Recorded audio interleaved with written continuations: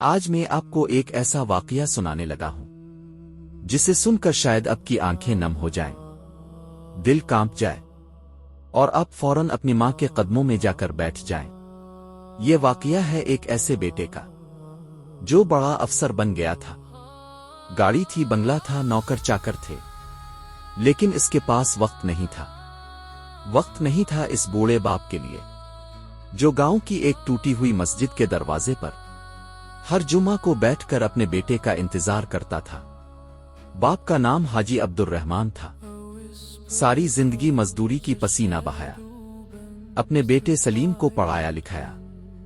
بیوی بچے کی پیدائش پر ہی وفات پا گئی تھی تو حاجی صاحب نے ہی ماں بن کر باپ بن کر سلیم کو پالا۔ خود بھوکا سو جاتا تھا لیکن بیٹے کو دودھ ضرور پلاتا تھا۔ لوگ کہتے تھے حاجی تم پاگل ہو گئے ہو، اتنی محنت کیوں کرتے ہو؟ تو وہ ہنس کر کہتا تھا میرا بیٹا ایک دن بڑا آدمی بنے گا، پھر میری ساری تھکن اتر جائے گی۔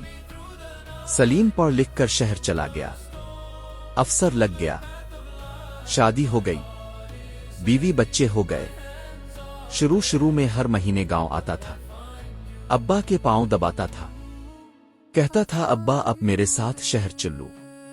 حاجی صاحب کہتے تھے بیٹا یہ مسجد، یہ گاؤں، یہ قبرستان جہاں تمہاری ماں سوئی ہے، میں اسے چھوڑ کر کہاں جاؤں گا؟ تو سلیم کہتا تھا چلو ابا، ہر جمعہ کو میں اب سے ملنے آؤں گا۔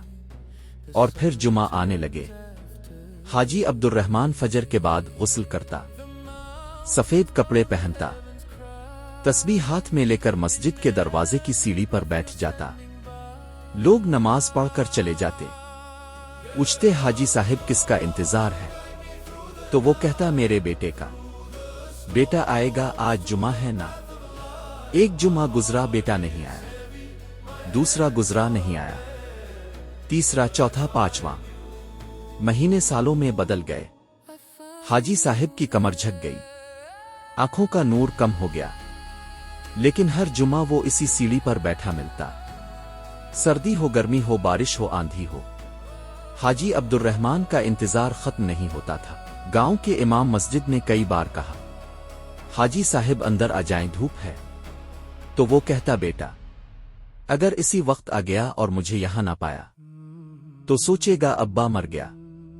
پھر ایک دن ڈاکیا ایک لفافہ لے کر آیا، حاجی صاحب کے کانپتے ہاتھوں نے لفافہ کھولا، اندر بیٹے کا خط تھا، لکھا تھا ابا جی معاف کر دینا، میں بہت مصروف ہو گیا ہوں۔ بیوی کہتی ہے بوڑھے سسر کو شہر کے گھر میں رکھیں گے تو ہماری پرائیویسی خراب ہوگی۔ بچے کہتے ہیں دادا دیہاتی ہے، ان کے دوستوں کے سامنے شرم آتی ہے۔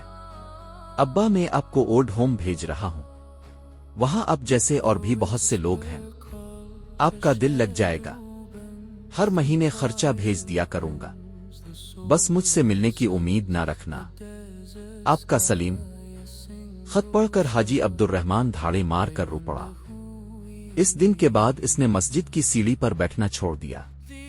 لوگوں نے پوچھا حاجی صاحب آج جمعہ ہے، بیٹے کا انتظار نہیں کرو گے؟ تو اس نے آسمان کی طرف دیکھا اور کہا اب میں بیٹے کا انتظار نہیں کرتا، اب میں موت کا انتظار کرتا ہوں۔ جس بیٹے کے لیے میں نے اپنی جوانی گلا دی، اس نے مجھے مرنے کے لیے اولڈ ہوم بھیج دیا۔ کچھ دن بعد حاجی عبد الرحمان کا انتقال ہو گیا۔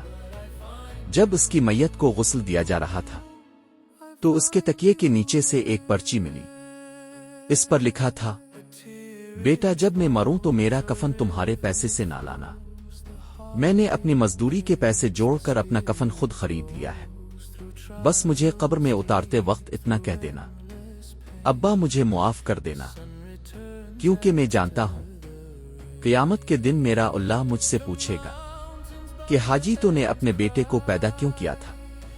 سلیم کو جب باپ کے مرنے کی خبر ملی تو وہ بھاگتا ہوا گاؤں آیا، باپ کا چہرہ دیکھا، پرچی پڑی اور وہیں قبرستان میں گر کر ایسے رویا کہ اس کی ہچکیاں بندھ گئیں۔ لیکن اب کیا فائدہ تھا، باپ تو جا چکا تھا، انتظار ختم ہو چکا تھا۔ میرے بھائیوں اور بہنوں، ماں باپ درخت کی طرح ہوتے ہیں، جب تک ان کا سایہ سر پر رہتا ہے ہمیں گرمی کا احساس نہیں ہوتا۔ جب یہ درخت گٹ جاتا ہے تب پتہ چلتا ہے دھوپ کیا ہوتی ہے۔ آج اگر آپ کے ماں باپ زندہ ہیں تو خدارا ان کے قدموں میں بیٹھ جاؤ، ان سے معافی مانگ لو، ان کو وقت دو، کیونکہ یہ دولت، یہ گاڑی، یہ بنگلہ، یہ سب یہیں رہ جائے گا۔ قبر میں صرف ماں کی دعا اور باپ کا سایہ کام آئے گا۔ اللہ تعالی ہم سب کو ماں باپ کا فرمانبردار بنائے، اور جن کے والدین اس دنیا سے چلے گئے اللہ ان کی مغفرت فرمائے، آمین۔ اگر اس واقعے نے آپ کا دل چھو لیا ہے تو اسے اپنے ان دوستوں کے ساتھ شیئر کریں جو ماں باپ سے دور ہیں۔ شاید آپ کا ایک شعر کسی بیٹے کو اس کے باپ سے ملا دے۔ جزاک اللہ خیر۔